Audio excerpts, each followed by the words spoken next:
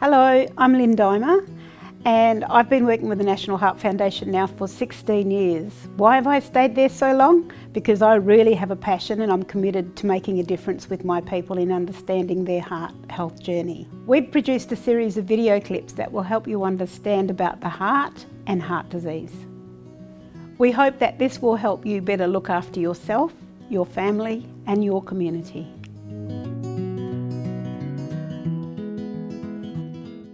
So the key thing is that if you have got any symptoms of narrowing of your vessels, what the doctors are going to do is they're going to give you, or your GP are going to give you one of the sprays. What we talked about before was if you sat down and rested, the amount of oxygen and blood that would go down here would increase because your heart rate would start to slow down. So the first thing you've got to do is sit down.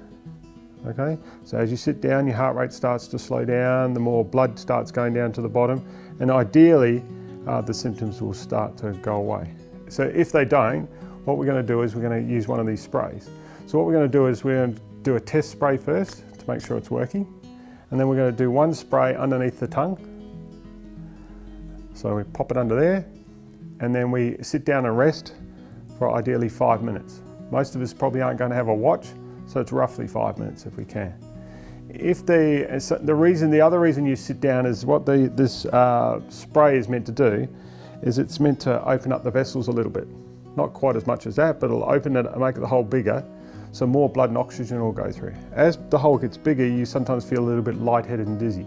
If you've still got the symptoms and the spray has maybe made it a little bit better, or maybe not done anything at all, this next time you're going to do 2 sprays underneath your tongue. So you're going to go, but it's going to go under your tongue, and then you're going to wait ideally about roughly 5 minutes. Now, if the spray is having no effect at all, and the pain or the symptoms that you've got are not getting any better at all, it's time now to get in contact or to ring 000 and call for an ambulance. The other thing I would have probably done when I first sat down was also tell relatives that you've got chest pain, and let them know that why you're sitting down and having and feeling unwell. So it's important to ring 000 and get an ambulance to your house as quickly, or wherever you are, as quickly as possible. We had someone like 2 weeks ago who their family member tried to drive them into the hospital.